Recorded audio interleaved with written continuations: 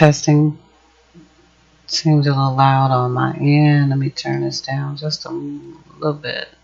Testing, testing. Good evening. How are you? I am your hostess, Val, the validator. Go ask Val if you want to give to supporting the esteem of humanity. Value without value without violence. I've heard it said anything worth having is worth waiting for. Some people say fighting for. I believe that you should have to fight at this point, not even the fight of faith. Faith in God is your fig, figuratively speaking. You have something to eat. Now, give me some figgy pudding, as they say. We have allowed others power over us one way or another, and it has cost us our ability and our power to make decisions and take command of our souls, where we go, what we do, where we do it. I'm here to help us get that back through self-acknowledgement, self-awareness of our ability. And first of all, we were born being programmed to do that. But again, we don't use that as a excuse. We use that as a starting point of no need to feel bad and blame and point the fingers. We were born in it. We were shaped in it. It is just up to us now to emotionally profile where it has gotten us and where do we want to be. And so I take the opportunity to use my channel to say where I want to be.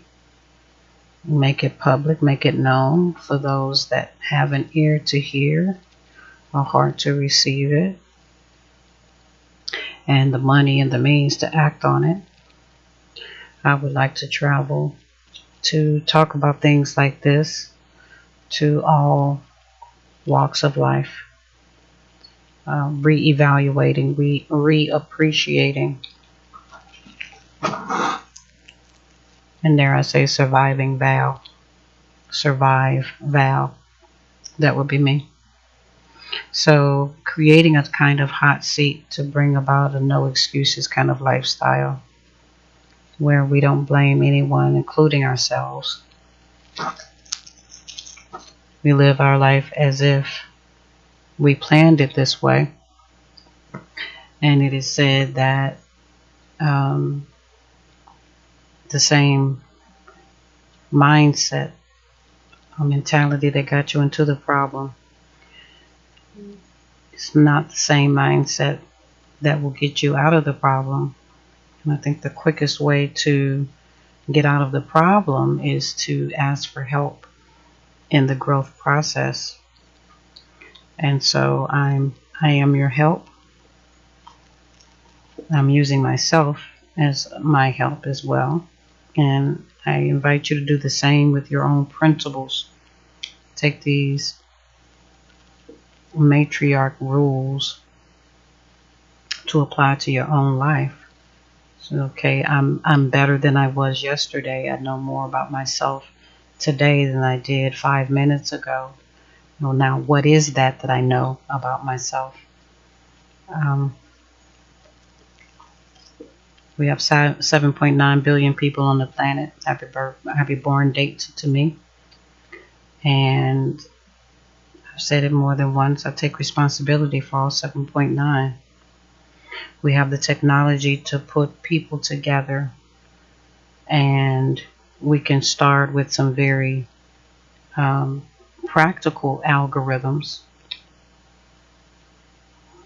and that is blood type. some profiles and demographics. Maybe we should call them biographics. Yeah. So we're not demonizing people, but we can look at life to life.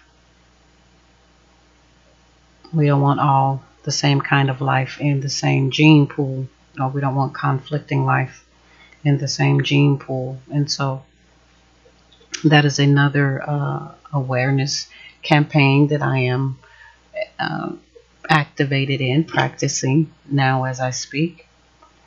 And that is, like I said, the more obvious ways that we need to separate ourselves when we're talking about finding our mates, finding people that we wish to procreate with, using it as a database, a smarter breed of family, a smarter breed of humanity, a better quality of life. And it goes beyond money, because if we find ourselves with a challenged child by whatever means, then the money will be exhausted trying to fix the child. But if we start by identifying two healthy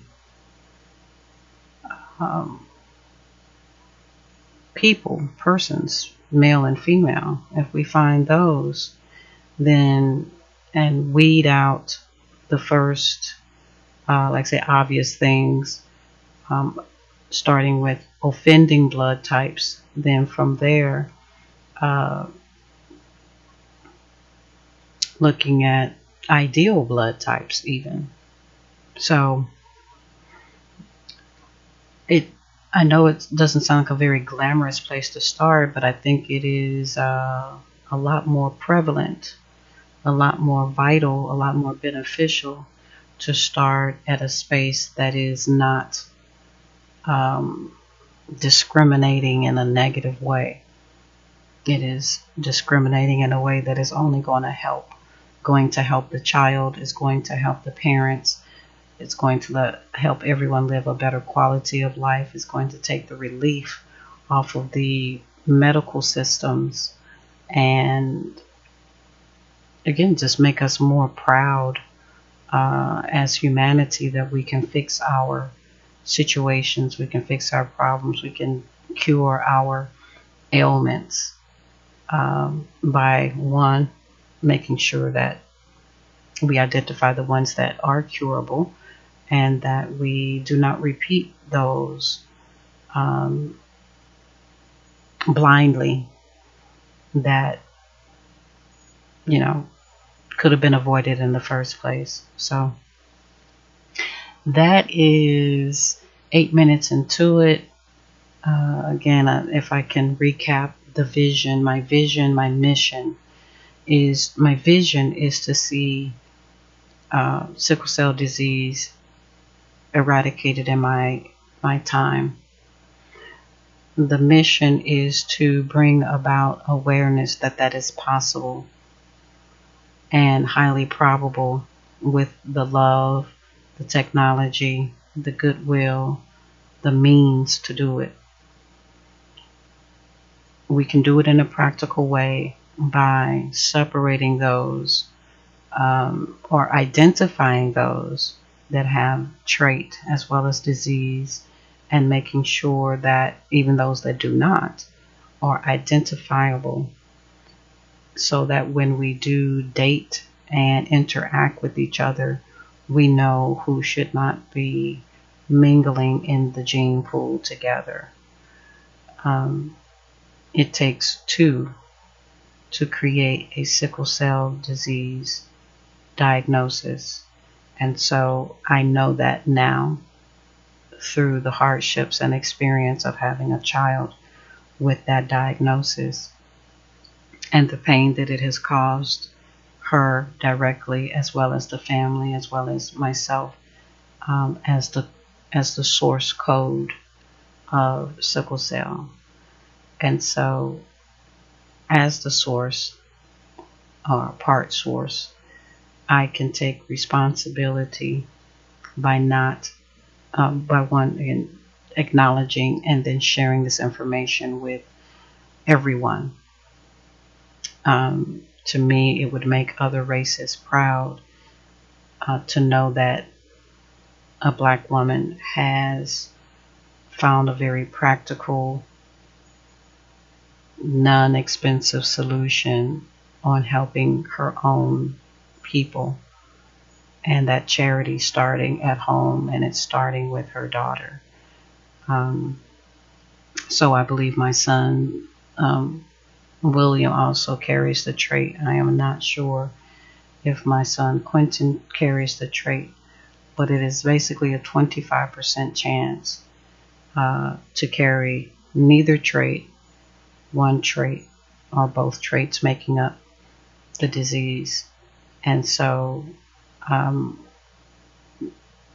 that covering what it is that I want to say in this message, keeping the message short, I ask that you send this one. All of my messages won't necessarily be like this. I tend to go off and free talk, free speak. But this one I will keep at this length so that it stays